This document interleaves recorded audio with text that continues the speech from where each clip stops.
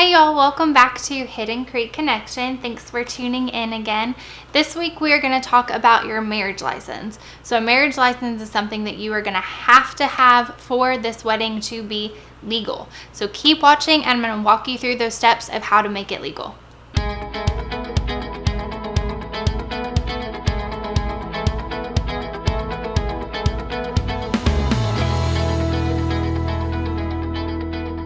So in all the excitement of your wedding day, I know you have planned so many of these vendors and so much attention to every single detail, but have you thought about your marriage license yet?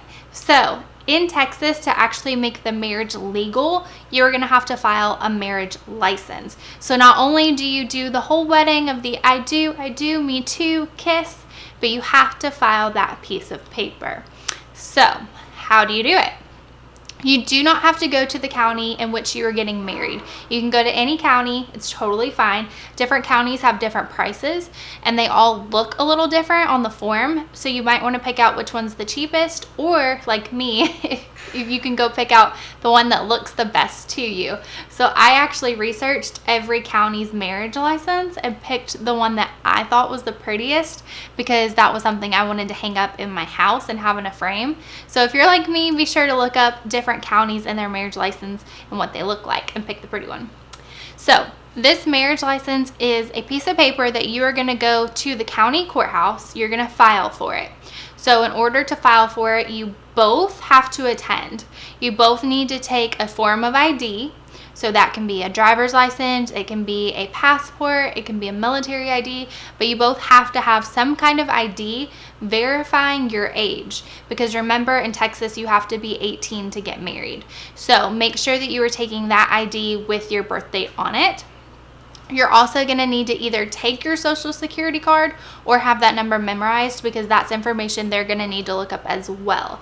So the reason they need that information is because they are looking up your history to make sure that you are not currently married. If you have been married in the past, make sure that you're waiting 90 days since the divorce to get remarried. You cannot get married again within that 90-day period. So make sure that your T's are crossed, I's are dotted, everything's handled before you go file for this marriage license. That would be embarrassing to show up and find out that you're still married, like one of those Hollywood movies. So make sure you're taking social security card, some kind of ID is needed.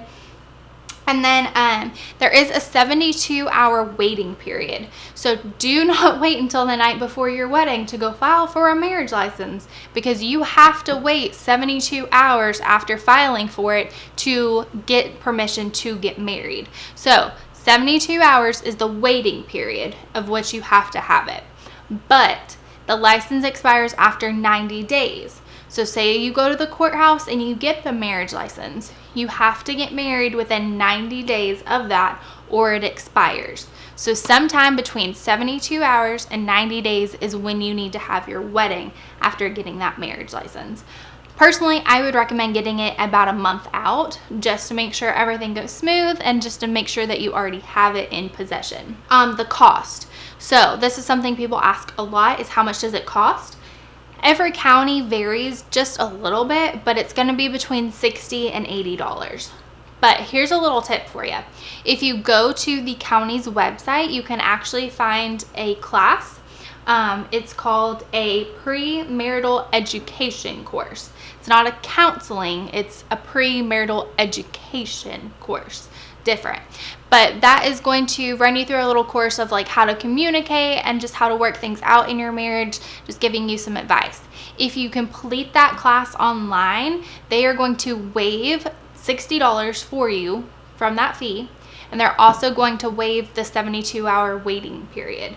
They really encourage you to take that class because it's going to help you in your marriage to grow stronger and bond better, and you get a discount, so why not do it? So we have had a lot of military couples here at Hidden Creek get married. We love our military. Thank you for your service. So if you are military and you need to get married before those 72 hours because of deployment reasons, the state of Texas will waive that waiting period for you based on military orders. So just make sure you take those to the courthouse and get that filed. So here's a really big point. Once you have your wedding, and you say, I do, me too, Yay! And everyone's like, oh, you're married. Okay, don't forget to file the marriage license. That's a very important thing that people forget to do, trust me. So after you get married, your officiant, so the person who married the two of you, is gonna need to sign it and fill it out. That person will need to put like the county that the wedding was held in. Like here we are technically in Rockwall County, so they would put Rockwall. They're going to sign their name and fill out all the information, and then either that officiant can mail it in for you to the county courthouse, or you can take it in person to the county courthouse to be filed. Just make sure you're getting that filed within 30 days after the wedding, so that way it's valid. Don't wait too long, don't lose it. You have to take it in. Personally, I didn't want my officiant to mail it. He offered and I was thankful, but when they mail it, they fold it up and put it in an envelope. And I didn't want my marriage license folded and creased because that was something I knew I wanted to hang up in my house. That's why I picked the prettiest one I could find. So I actually took it up to the courthouse myself to be filed. That way they could just countersign it, scan it, make a document of it, and then give it back to me, and it never had to be folded. So now it's hanging in my house, nice and pretty, no creases. So remember, when you're getting your marriage license, between 72 hours and 90 days. That is the perfect time frame. Also, don't forget to have your officiant sign it. I have had officiants in the past who did the ceremony and were so excited, and then they left and they forgot to sign it. So that is a big thing about having a day of coordinator, is they are going to make sure that marriage license gets signed for you and in the right hands. So a marriage license is something that you have to make the marriage legal. So just make sure that you're getting that marriage license in the appropriate amount of time. I hope this video helped y'all out learning when to get your marriage license and where, and that you will take the time to research which county you want to get your marriage license in. It's kind of a fun little thing to do together. So be sure to subscribe to our weekly newsletter. That way we can send you all of our updates and give you all of our information, advice, and tips and tricks along the way.